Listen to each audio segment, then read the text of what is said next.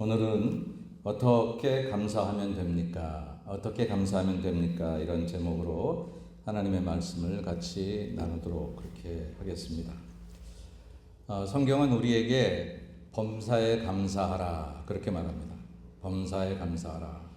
오늘 성경 여러분들이 잘 아시고 아마 우리 한국 교인들, 미국 교인들도 마찬가지인데 좋아하는 성경 넘버 5 안에 들어가는 성경 구절이 바로 이 오늘 본문이 아닐까. 항상 기뻐하라, 쉬지 말고 기도하라, 범사에 감사하라.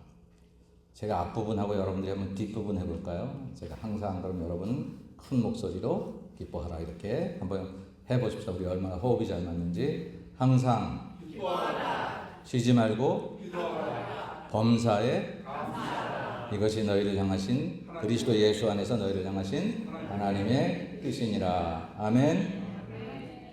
성경은 하나님의 뜻이에요. 성경 전체가. 그런데 때로는 그 뜻이 명확지 않을 때가 있어요. 이게 하나님의 뜻이라는 거야? 아니라는 거야? 그래서 우리가 기도하고 기독교 전통과 또 성경의 해석 그리고 교회 설교와 또 많은 믿음의 경험들을 통해서 그 하나님의 뜻을 찾아가요. 그런데 성경에 드물게 이게 하나님의 뜻이야 라고 좀 명확하게 아주 선명하게 기록된 구절이 있어요. 그게 바로 오늘 본문이에요. 성경 전체가 하나님의 뜻을 찾는 얘기인데도 불구하고 이게 하나님의 뜻이야 이렇게 말한 데가 의외로 많지 않다. 그 중에 항상 기뻐하는 것과 쉬지 말고 기도하는 것은 오늘 얘기하지 않기로 하고 범사에 감사하라. 이게 너희를 향하신 하나님의 뜻이라고 하는 거예요. 그러니까 이 말씀 들으면서 제가 이 말씀에 대해서 여러분들에게 더 보충 설명을 해야 된다든지 토를 단다든지 그럴 필요가 전혀 없어요. 왜냐하면 이것은 하나님의 명령이기도 하고 더군다나 하나님께서 이건 내 뜻이야 이렇게 말하니까. 우리 예전에 좀 가부장 제도라고 하는 우리나라의 그 가족 질서가 뭐 나쁜 면도 좀 있고 그랬지만 좋은 면들은 식구들끼리 뭐 이리저리 여러 가지 의견을 얘기하다가도 할아버지가 혹은 아버지가 아니야 이렇게 하자 그건 이렇게 하는 게 좋겠다 그런 말 한마디로 집안의 질서가 정리되던 그런 때들이 있었지요.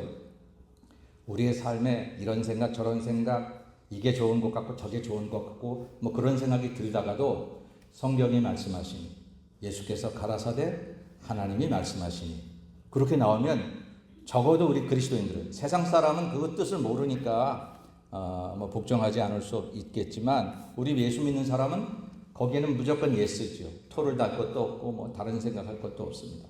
그래서 오늘 얘기는 범사에 감사하라.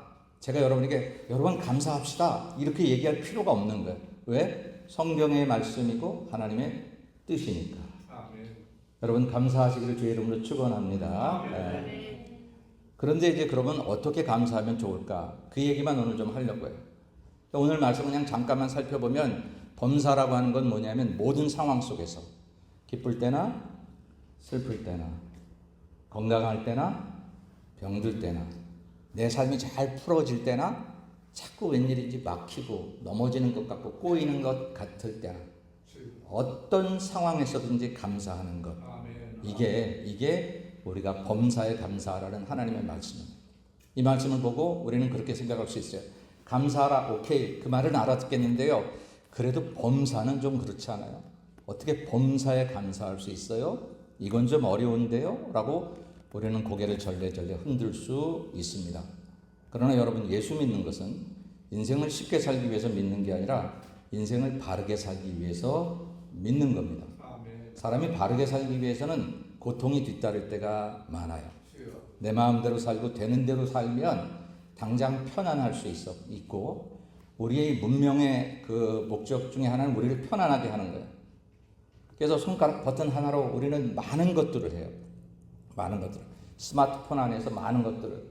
어떤 이는 뭐 사무실에 다 CCTV 달아놓고 집에서 스마트폰 하나로 탁탁 하면 사무실에 누가 들어왔는지 어쨌는지 그거 다 볼 수 있잖아요. 놀랍게 편안한 시대를 우리가 살아가요. 근데 성경은 우리에게 편안함을 주려고 하는 편안함이 목적이 아니라 바르게 사는 것. 그 바르게 삶의 기준은 하나님께 있고 하나님의 뜻을 따라 사는 것. 그런 인생이 되기를 바라는 거예요. 그렇기 때문에 때로 그 뜻이 나를 힘들게 할 때도 있어요. 좀 더 자고 싶은데 깨어있어 기도하라고 하실 때도 있으니까요. 되는 대로 내 감정이 나오는 대로 그냥 네가 그렇게 나한테 말했다고 나는 못할 줄 알아? 그거 더 해주고 싶은데 하나님의 뜻은 내 안에서 참아라. 그도 사랑해야 되지 않겠니? 그도 내 사랑하는 자녀인 것을 너는 모르니? 이렇게 말씀하시니까 이게 부대끼지요. 부대껴요. 근데 그게 진짜예요. 하나님 때문에 우리가 부대낄 수 있는 게 예수 믿는 사람들의 특징인 거예요. 되는 대로 사는 자녀는 탕자처럼 아버지가 돌아가시지 않는데도 유산 달라고 가는, 아버지의 마음이 얼마나 슬플지 헤아릴 필요가 없어요. 당장 내가 이 돈 가지고 세상에 나가서 내 마음대로 쓸 때의 쾌락만 생각하지. 그런데 여러분, 우리는 그렇게 사는 사람들이 아니라 예수를 믿는 사람들이고, 예수를 믿는 것은 늘 아버지의 마음을 헤아리는 것이 우리 삶의 기준이 되는 삶을 사는 것입니다. 그래서 범사에 감사하라는 것은 참 우리에게 쉽지 않은 얘기지만, 목사님 쉽지 않아요. 저도 알아요. 저는 뭐 쉬운가요? 그러나 그래도 그 일을 해야 하는 것이 우리의 삶의 모습이다라고 하는 것이죠. 감사라고 하는 그런 성경의 말은, 그것은 헬라어로 유카리스테오라고 하는 그런 말인데, 이 말이 유라고 하는 좋은, 선한, 그 다음에 카리스라고 하는 은혜, 이런 뜻에서 나옵니다. 그러니까 감사라는 것은 좋은, 선한 것을 찾는 은혜예요. 조금 더 해석해서 말하면 선한 것의 가장 근본은 누구예요? 하나님이시잖아요. 예수님도 하나님 외에 누가 나를 선하다 하느냐 이렇게 말씀하십니다. 그러니까 하나님의 선한 것을 찾아내는 게 감사예요. 겉으로 안 보일 때가 있어요.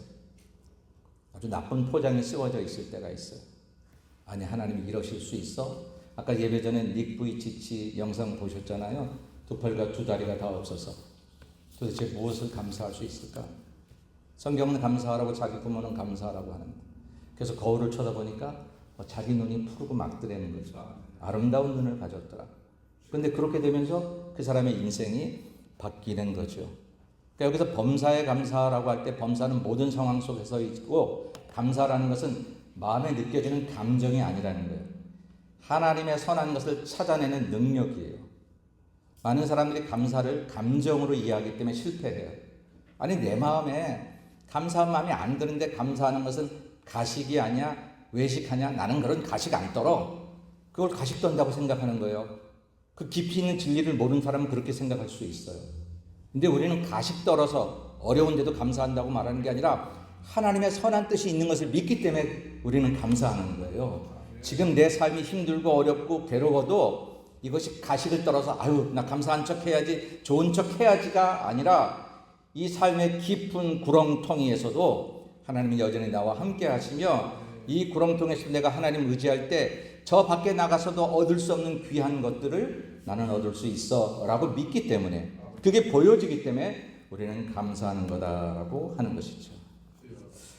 여러분, 범사에 감사한다고 하는 말, 더 이상 설명은 안 하겠지만, 이 범사에 감사한다는 것을 아주 재밌게 영상으로 노래로 만든 그런 노래가 있습니다. 그 노래를 제가 한번 들려드릴 텐데, 작년에 우리 감사나누기 축제에서도 했던 그런 찬양입니다. 한번 보고 여러분이 찾아보세요. 나는 어떤 감사라고 해요? 여기에 보면 전부 다 감사 얘기만 나와요. 그래서 감사, 그래도 감사, 그러므로 감사, 그러니까 감사.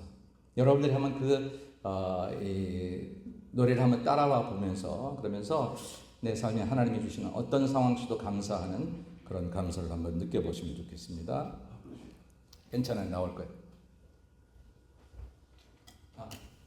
저거는 해놨어요. 컴퓨터.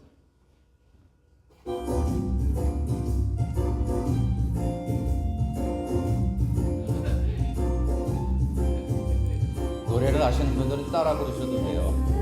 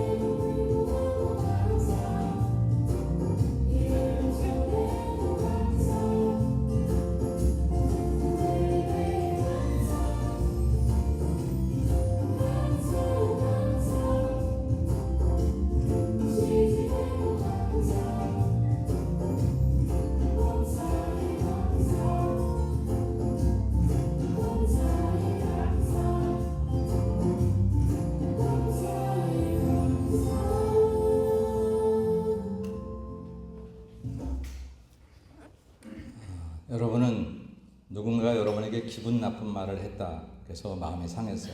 그럼 어떤 감사를 해야 될까요? 그럼에도 불구하고 감사. 또 뭐 그렇지만 감사. 뭐 어려운 일을 당했어요. 문제가 내 생각대로 풀어지지 않았어요. 어떤 감사를 하면 좋을까요? 그리 아니하실지라도 감사. 우리 삶에 감사할 상황이 없는 게 없다라는 거예요. 감사송이라고 하는 그런 찬양인데 아주 단순한 접속사들을 가지고 만든 찬송이지만 여러분 한번 그렇게 불러보면서 자기 상황을 생각해 보면 좋겠어요. 그래서 그냥 모든 게 다 감사한 상황으로 우리가 살자라고 다짐하는 게 오늘 이 설교의 핵심이지, 감사해 보시겠어요? 마음에 들면 하시고 마음에 안 들면 하지 마세요라고 하는 얘기가 아니다라고 하는 거예요. 감사는 감정이 아니라 하나님의 명령이고 내 삶의 의지다라고 하는 거예요. 그래서 감사할 게 있으니까 감사하는 사람은 자연인이에요. 세상의 자연인들은 그렇게 환경과 조건에 지배당해요. 조금 난 사람들은 어려운 상황이라도 극복할 수 있는 힘이 있기도 해요. 의지가 있는 사람들이죠.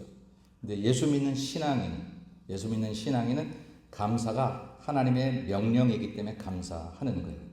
그래서 저와 여러분은 이제 이 감사를 그러면 어떻게 우리가 감당할 수 있을까? 어떻게 하면 감사할 수 있을까? 그것만 배우면 됩니다. 그 얘기를 조금 해보려고 합니다. 여러분, 어떻게 감사하면 됩니까? 제가 여러분 감사하셔야 됩니다. 감사해 복 받습니다. 성경에 감사하면 복 받은 사람들의 이야기가 많습니다. 이렇게 설교하고 나면 저는 편한데 방법을 모른다는 거예요.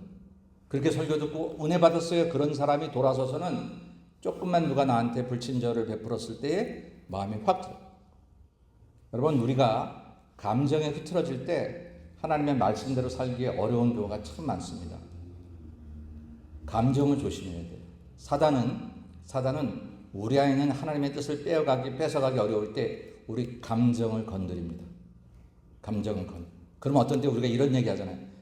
내가 네 말이 무슨 말인지는 알겠는데 근데 나 기분 나쁘잖아. 네가 그렇게 말하니까 내가 기분이 나빠. 그 얘기는 뭐예요? 뜻을 알고 있는데도, 그게 나쁜 얘기가 아닌 걸 아는데도 내 기분 건드려서 내가 그거 못하겠어 이렇게 말하는 것은 사단이 우리 감정을 건드려서 바른 길 가지 못하게 하고 하나님의 뜻을 가지 못하게 만드는 거다라고 하는 것. 다시 한번 말합니다. 감사는 감정이 아니라 하나님의 명령이고 내 삶의 의지입니다. 그래야 감사할 수 있어요. 오늘 제가 설교 노트에 이렇게 감사하기를 7가지를 적어놨는데 첫 번째 것만 조금 제가 강조해서 말하고 나머지 것들은 그냥 한 번씩 성경 구절을 읽어보는 정도로 넘어가려고 합니다. 어떻게 감사하면 될까? 여러분, 우리가 감사할 때 일단 생각으로 감사하는 게 참 중요합니다. 왜냐하면 우리가 하는 모든 행동이 생각에서 나오기 때문에 어떤 사람이 그냥 뭐 되는 대로 막 하면 우리가 뭐라 그래요? 야, 좀 생각 없이 살지 좀 마. 이렇게 말하잖아요. 우리가 그렇게 생각 없이 사는 사람이 되었어야 되겠습니까? 생각을 정신 차리고 해도 이 세상이 나를 넘어뜨리고 사기치고 힘들게 살게 만드는 그런 세상인데 우리가 생각을 얼마나 바로 해야죠. 근데 생각의 기준은 뭘까? 가장 옳은 생각, 바른 생각은 뭘까? 네 생각, 내 생각, 내 아버지 생각, 학교 스승의 생각, 철학책에서 배운 생각, 어떤 생각이 가장 좋은 생각일까? 여러분, 가장 좋은 생각은 하나님으로부터 나오는 생각인 줄로 믿습니다. 우리가 그걸 훈련해 가야 돼요. 신앙생활이라는 것은 우리가 하나님 앞에 은혜를 받을 때는 어느 순간이지만 그것을 유지하고 메인터넌스를 해 나가는 그 모든 과정은 훈련이 필요합니다. 어떤 사람들이 옛날에 나 젊은 시절에 그때 뜨거웠었는데 지금 그렇게 살지 못해요.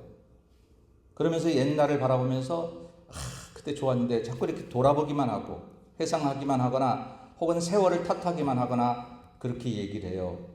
근데 그게 아니라 누구 탓할 게 하나도 없는 거예요. 그때 받은 은혜가 진짜였다면 그것을 관리하는 것은 내 책임이었는데 내가 메인터넌스를 못한 거예요. 여러분, 저 샌프란시스코에 가면은 금문교, 세계적인 그런 명소 금문교가 있습니다.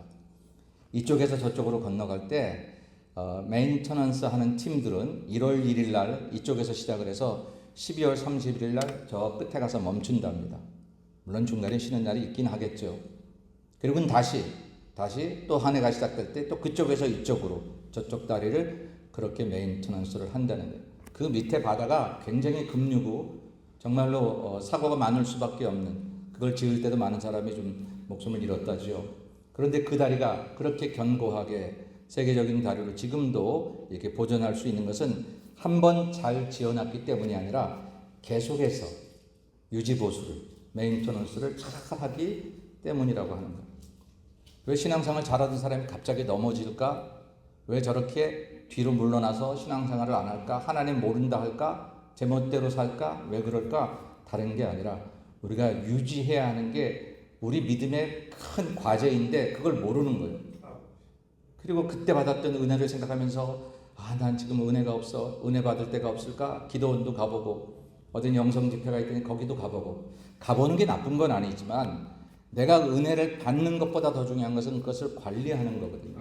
이 관리하는 것이 여러분의 일상을 통해서 유지가 되어야 되는 거예요. 특별한 자리에서 특별한 은혜를 받는 것은 어찌 보면 그리 쉽지 않아. 그리 어렵지 않아.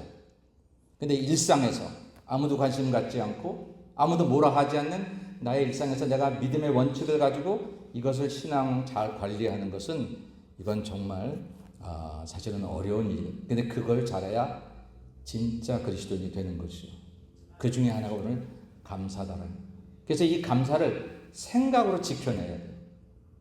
생각은 매일 하는 거잖아요. 생각이 멈추면 사람은 죽습니다.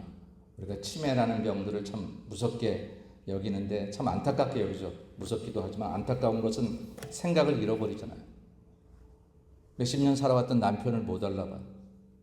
아내를 못 알아보고 자기 아들에게 자기 딸에게 아저씨 누구예요? 이렇게 말하는, 생각을 잃어버린 그런 병들이니까 그게 참 힘들다고 말하는 거 아니겠어요? 여러분, 감사는요 생각에서 비롯되어야 된다라고 하는 것입니다. 오늘 성경이 말할 때 위의 것을 생각하고 땅의 것을 생각하지 말라라는 얘기는 맨날 저 기도원 가서 거기서 할 것만 생각하라는 그런 뜻이 아니라 우리 생각의 뜻을 하나님으로부터 부여받자라고 하는 거예요. 위의 것으로 우리의 생각의 프레임을 만들자라는 거죠.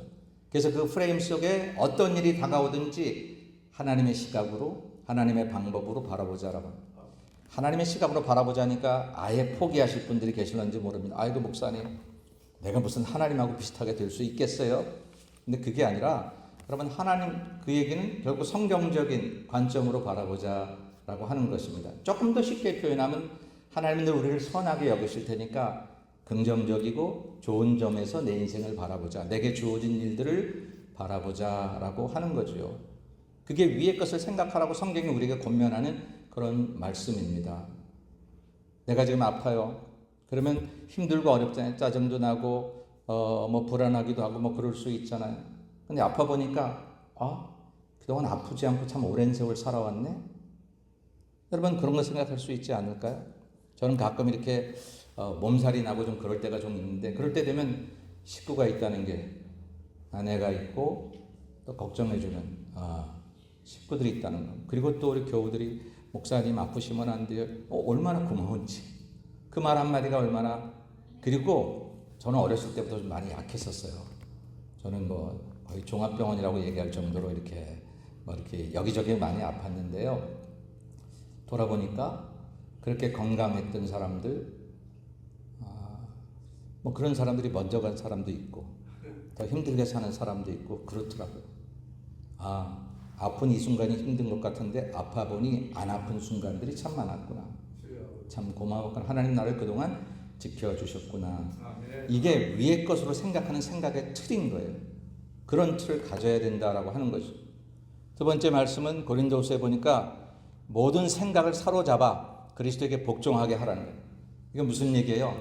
생각이 지멋대로 갈 거라는 거죠. 그런 소리 하지 마라. 나는 그렇게 생각 안 해. 그럴 수 있잖아요. 어떤 하나의 사건을 놓고 사람마다 생각이 달라요. 정말 달라요. 그리고 우리는 누구를 기준 삼아야 될까요? 목소리 큰 사람의 생각을 따라가야 될까요? 오래 산 분들이 물론 인생의 경험이 많긴 하겠지만 그렇다고 또 그 얘기만 따라가야 될까요? 아니요. 오늘 성경은 말하기를 그 생각을 다 사로잡아서 그리스도께 복종하라 라고 말하는 것. 그것은 바로 하나님이 원하시는 생각의 틀을 넘지 마라 라고 그렇게 우리에게 이야기해 주고 있다라고 하는 것이죠. 모든 생각을 다 그리스도에게서 오면 그리스도에게서 오는 생각의 결론은 뭐냐면 이런 거거든요. 다 같이 한번 읽어볼게요. 시작. 우리가 알거니와 하나님을 사랑하는 자 곧 그의 뜻대로 부르심을 입은 자들에게는 모든 것이 합력하여 선을 이루느니라. 아멘. 이게 하나님이 주시는 생각이에요. 하나님을 사랑하는 자에게 해당되는 얘기예요. 아무에게나 그렇다는 게 아니라 그런 자에게는 모든 것이 합력하여 좋은 일도 나쁜 일도 넘어진 일도 손해본 일도. 아이고 목사님 손해본 일이 뭘 좋아요. 좋을 리 있겠어요? 지금 좋다 나쁘다 감정을 얘기하는 게 아니에요. 근데 그것 속에도 하나님의 선한 뜻이 있어. 날 위한 계획이 있어 라고 하는 것이죠. 코리덴범이라고 하는 유명한 사람이 저기 감옥에 갇혔을 때 이상하게 자기 방에는 벼룩이 많았대요. 벼룩이. 그래가지고 자기하고 언니하고 갇혀 있는데 벼룩이 많으니까 얼마나 힘들어요. 그런데 나중에 알고 보니까 그 방에 벼룩이 많은 것을 알고 간수가 그 방에 들어오질 않은 거예요. 그래서 그분들이 그 방에서 예배를 드렸던 거예요. 나중에 이제 그가 책을 쓰면서 이 감옥 속에서 내가 이렇게 예배를 자유롭게 드릴 수 있었던 그 이유가 뭘까? 알고 보니까 벼룩 때문이었어요. 이 벼룩이 나를 힘들게는 했지만 그 일로 인해서 다른 간수들이 저 방에 아예 들어가지도 않으려고 하는 거예요. 세상 일은 참 모른다 하지만 우리는 모르는 게 아니라 하나님의 뜻은 참 오묘하다라고 하는 것이죠. 매튜 헨리라고 하는 유명한 성서학자가 강도를 만났어요. 그냥 진창 얻어맞기도 하고 돈을 다 뺏기도 하고. 얼마나 속상해요. 뭘 감사할 수 있을까? 집에 들어와서 왜 내가 강도를 맞았을까라고 생각을 해보는데 그런 생각이 들더래요. 내가 강도가 아닌 것에 감사하다. 저 사람은 태어날 때부터 강도로 태어난 건 아닐 텐데 어렸을 때 공부를 잘했을 수도 있고 때로는 전도가 유망한 청년이었을 수도 있을 텐데 지금 어떤 일로 인해서 저렇게 인생이 저렇게 됐을까라고 생각하니 나도 그럴 수 있었을런지 모르잖아요. 누가 내 인생을 장담해요? 근데 오늘 내가 강도를 만난 건 힘들었지만 강도가 아닌 것이 얼마나 감사한지. 맞았지만 그래도 건강하고 잃었지만 가진 것이 더 많고 그런 여러 가지를 생각해서 매튜 헨리의 감사를 쭉 적어놓은 글들이 있었어요. 생각의 틀을 바꾸는 거예요. 생각의 틀. 여러분, 저와 여러분들이 어떤 상황 속에서도 이 생각의 틀을 하나님께 감사하려고 하면 이거 왜 이랬어? 도대체 나에게 왜 이런 일이 있는 거야? 이렇게 생각하지 말고 여기서 무엇을 할 수 있을까를 생각하시는 거예요. 요셉이 열심히 하나님 믿는 그런 어린 성실한 아이였지만 형들의 시기를 받았어요. 자기 잘못한 것도 없어요. 아버지가 편애해서 그렇지. 물론 이제 아버지가 물을 때 조금 그냥 형들 생각하지 않고 꿈 얘기를 해서 형들에게 미움을 사기는 했지요. 그래서 형들의 미움 때문에 팔려갔어요. 노예로 팔려가가지고 보디발이라는 사람의 집에서 평생 얼마나 그냥 평생은 아니지만 많은 시간들을 고생을 했어요. 그러다 겨우겨우 그 어려움 속에서도 요셉은 내가 왜 팔려갔을까? 왜 팔려왔을까? 형들이 나를 왜 미워했을까? 막 그러지 않고 최선을 다해서 그 노예들 중에서 주인의 신임을 받게 되는 사람이 되었어요. 그는 팔려간 자리에서 왜 그러고 자기를 한탄하지 않고 나는 여기서 무엇을 할 수 있을까? 자기가 주인은 될 수 없어도 주인의 가장 좋은 청지기는 될 수 있겠다. 집사는 될 수 있겠다라고 생각하고 열심히 일했던 거죠. 그래가지고 인정을 아주 너무너무 받았어요. 그랬는데 그 주인의 아내가 요셉을 유혹했잖아요. 이러시면 안 됩니다. 뿌리쳤어요. 뿌리쳤더니 그 여인이 뿌리친 요셉을 누명을 씌워서 저 노예가 나를 겁탈하려고 했다고 해서 그 주인이 옥에 가두었습니다. 얼마나 억울한 일입니까? 하나님께도 원망할 수 있겠죠. 죽기 살기로 내가 하나님 원망했습니까? 팔려왔어도 열심히 살았잖아요. 그럴 수 있을 텐데 요셉이 옥에서 어떤 일을 했느냐면 모든 그런 간수들을 잘 돌보는 역할을 했다고 성경은 기록하고 있어요. 더군다나 그 감옥은 세상에서 잡범, 소매치기들을 가두는 잡범 그런 감옥이 아니라 왕의 죄수들을 가두는 감옥이었다고 성경은 말해요. 왕의 죄수들을 가두는 감옥이라고 하는 것은 요즘 말로 말하면 뭐 야당 지도자, 경제사범, 뭐 문화사범, 뭐 여러 가지 한테 그냥 그 애굽의 엘리트들이 다 거기 잡혀온 거예요. 그리고 그들과 함께 그들을 수발하면서 그들에게 애굽의 얘기를 듣습니다. 서민들의 얘기를 듣기도 하고 정치, 경제, 문화, 가정교사를 옥인 줄 알고 들어갔는데 보니까 학교였어요. 요셉 한 사람만을 위한 기가 막힌 학교를 하나님 만들어 주신. 만약 요셉이 거기서 왜 하나님은 도대체 왜 이러실까? 하나님 나한테 왜 이러세요? 라고 했으면 그냥 감옥이 됐을 거예요. 근데 여기서 내가 무엇을 할 수 있을까? 저 사람들 잘 섬겨야지. 정말 진심을 가지고 섬기면서 그 사람들의 인정을 받게 돼서 그 감옥에서도 그냥 그 죄수들을 요셉에게 다 맡겨둘 정도가 되었다라고 하는, 무엇을 할 수 있을까라고 생각을 하니까 이게 생각의 변화거든요. 생각의 변화. 그리고 나서 그가 2년 뒤 복역하고 나왔을 때 그는 만 30세, 애굽의 총리 대신이 될 수 있는 나이가 30세부터거든요. 하나님이 어쩌면 그렇게 시간도 맞춰주시고, 아무리 하나님을 뽑아다 놔도 정치, 경제, 문화를 애굽의 새로운 청년이 뭘 알겠어요.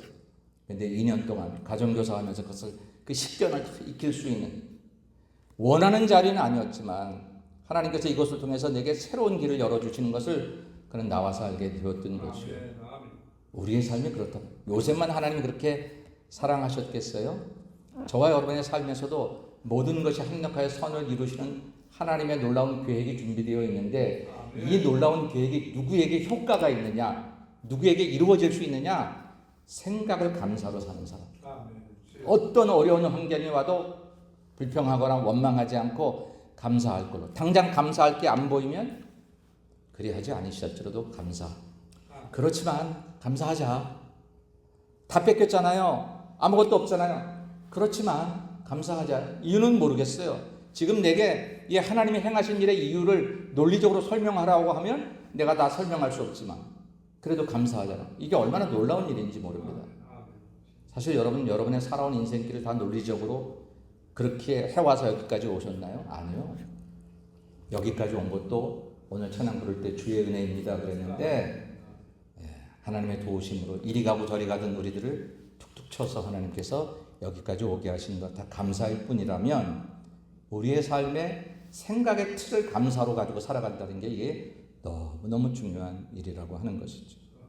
여러분, 감사는 의지이고 훈련입니다. 절대로 내 마음의 감정 따라 감사하겠다고 하는 것은 신앙적으로 보면 정말 어린아이와 같은 신앙입니다. 그러니까 여러분 그렇게 살려고 하지 마세요.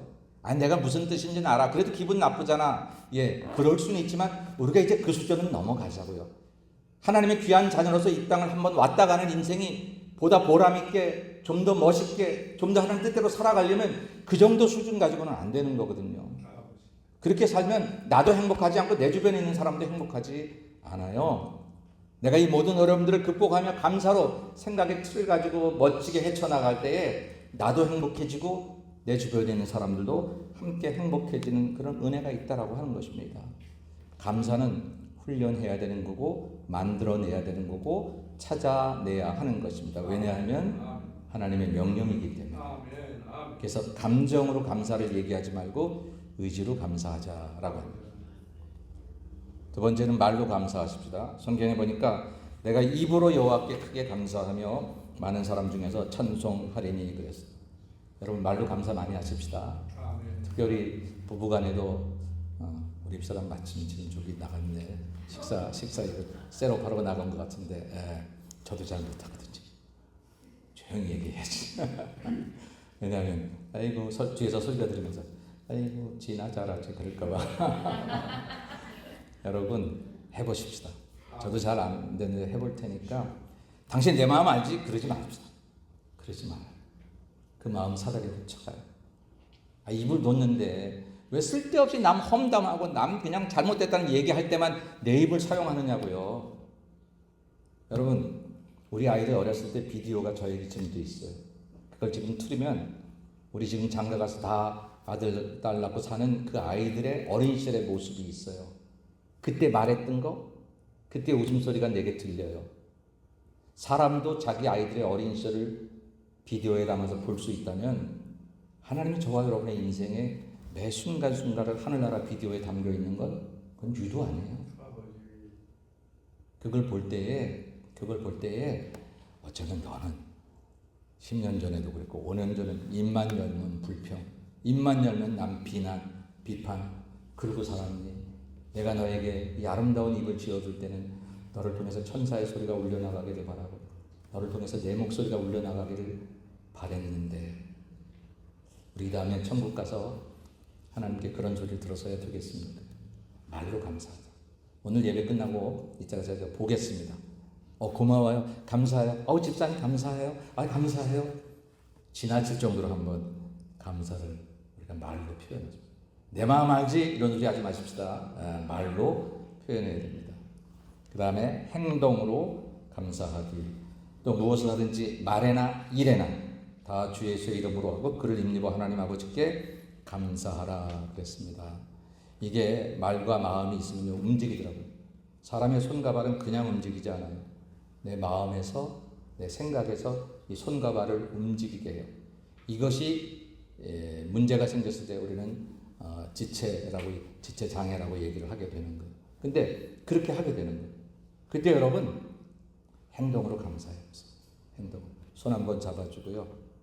여러분이 할 수 있다면 그를 좀 섬겨보시기도 하고 내게 약간의 여유가 있을 때 어려운 사람이 그렇게 힘들어할 때 조금이라도 한번 그것을 도와줘 보기도 하고 손해라고 생각하는 일을 내가 손해를 보면 저 사람이 유익을 얻는다면 세상적인 가치로는 바보지만 어쩌면 2000년 전 이스라엘 땅에 오셨던 예수님도 바보 같은 삶을 사신 부분이 있잖아요. 오른밤 치면 왼밤 돌려들어 오리만 가는데 심리까지 가지고 속옷 달라면 겉옷까지 다 내어주는 우리가 그분을 따라 살겠다고 다짐하고 여기까지 온 건데 한번 그렇게 행동으로 여러분들 한번 그렇게 해보시죠. 하나도 그냥 없어지는 건 없어요. 하나님 다 기억하신 바 되고 저와 여러분 우리 후손들에게 좋은 것으로 되갚아질 것을 믿습니다. 기도로 감사하십시다. 아무것도 염려하지 말고 모든 일에 기도와 간구로 너희 구할 것을 감사함으로 하나님께 아뢰라. 우리의 기도가 하나님 해주세요라는 기도가 틀린 건 아니지만 우리의 신앙이 성숙해질수록 해주세요라는 것보다 해주셔서 감사해요. 신앙이 높아지니까 지나온 세월이 다 감사잖아요. 우리의 기도가 그렇게 바뀌어지기를 바라고 노래로 감사하기 그랬어요. 감사함으로 여호와께 노래하며 수금으로 하나님께 찬양할지어다. 단순히 꼭 곡조 붙인 노래를 하라는 게 아니라 우리의 삶의 하루가 우리가 기분 좋으면 뭐해요? 콧노래를 불러요. 콧노래를 부른다는 그 이야기는 꼭 곡조 달린 노래를 한다는 게 아니라 우리의 삶이 늘 노래하는 삶처럼 기쁜 거예요. 노래하는 삶처럼 감사로 오늘 하루도 그렇게 살게 하신 하나님께 감사. 그 다음에 아침과 저녁에 감사하기. 아침과 저녁마다 서서 여호와께 감사하고 찬양하며 그랬습니다. 아침을 감사로 시작하고 저녁을 감사로 문 닫으며 그 하루는 복된 하루가 되고 이 하루의 감사의 하루는 내일 살아가는 새로운 힘이 되고 원동력이 된다라고 합니다. 아침에 불평으로 짜증으로 시작하고 저녁에 원망으로 내 인생의 문을 닫으면 그것이 내 몸에 악이 되고 독이 되어서 내일 하루가 또 힘들게 다가오는 거예요. 너무 분명한 사실인데 근데 우리가 그렇게 살지 알면서도 그걸 못 사는 거예요. 마지막으로 예배와 예물로 감사하기. 솔로몬이 깨어보니 꿈이더라. 이에 예루살렘에 이르러 여호와의 언약궤 앞에 서서 번제와 감사의 제물을 드리고 모든 신하들을 위하여 잔치하였더라. 그가 꿈에 하나님을 만납니다. 무엇 줄까? 저 지혜와 명철 주세. 저 어리잖아요. 하나님이 축복하십니다. 너 좋은 거 부귀영화 구하지 않고 너 이런 귀한 걸 구하니까 내가 지혜도 주고 너에게 더불어 부귀와 영화도 전무후무하게 주리라. 그리고 꿈 딱 깨서 잘 됐다 그런 게 아니라 하나님께 예배했어. 예물과 함께. 우리가 하나님을 예배한다고 하는 일, 예물을 드린다고 하는 일이 너무 소홀히 여겨지지 않았으면 좋겠어요. 목사가 예배를 강조하거나 헌금을 강조할 때에 그것을 목사가 돈을 얘기하는 것으로 들려지지 않았으면 좋겠습니다. 왜냐하면 우리의 진짜 하나님에 대한 감사가 이것으로 표현돼야 되는 것입니다. 여러분의 예배가 매주마다 감사하게 예배드릴 교회가 있으니 감사하고 예배드릴 성도들이 함께 있으면 감사하고 내게 또 드릴 예물이 있음을 감사하고 드렸더니 더하여 주시는 축복으로 인하여 감사합니다. 자, 말씀을 정리합니다. 오늘 감사 나누기 축제를 할 텐데 단순히 퍼포먼스를 하는 시간은 아닙니다. 정말 저는 이 말씀을 준비하면서 어떻게 감사할 수 있을까? 아니 감사도 못할 텐데 범사에 감사라 하나님 말씀만 해놓고 괜히 우리에게 부담 주는 걸까? 아니요. 부담 주는 말씀이 아니라 이렇게 살면 인생이 달라진다고 주는 말씀이에요. 한번 그렇게 해보자고요. 이번 11월 한 달만이라도 올 2025년에 남은 그런 2달에 못된 그런 날들만이라도 정말 무조건 감사해보자. 아까 노래에 아주 그냥 감사라고 했던 것처럼 그렇게 해보자. 내 인생이 어떻게 달라질지 궁금하지 않으세요? 해보지도 않고 안 된다고 생각하시고 그렇게 안 해서 안 되는 그것을 마치 당연해지는 것처럼 생각하지 말고 말씀대로 살아서 말씀이 주는 놀라운 축복으로 감사하는 자가 되어 감사의 축복을 받고 살아가는 우리 예수말 모든 성도들 다 되시기를 주님의 이름으로 간절히 축원합니다. 기도하겠습니다. 우리 하나님, 제가 이제 감사로 살기로 다짐합니다. 감정을 이기게 하시고 하나님의 명령 따라 의지로 감사가 넘쳐나는 삶을 살게 하옵소서. 다 같이 통성으로 기도하십시다. 거룩하신 아버지 하나님, 은혜를 감사합니다. 오늘 사랑하는 성도들의 말씀을 듣고 하나님의 은혜 가운데 감사를 감정으로가 아니라 의지로 하나님의 명령으로 갖고 살아가려고 합니다. 주여, 저희들 아버지 감사하는 마음으로 우리의 생각이 아버지 온전히 하나님께 감사하게 하시고 우리가 말과 기도로 아버지 노래와 우리 예배와 예물로 하나님을 감사할 수 있는 성도들의 삶이 되게 도와주시옵시고 우리 모든 삶에서 우리 하나님을 노래할 수 있는 저희 모두가 될 수 있도록 하나님 역사하시고 함께하여 주시옵소서. 예수님의 이름으로 감사하기도 올려옵나이다. 아멘.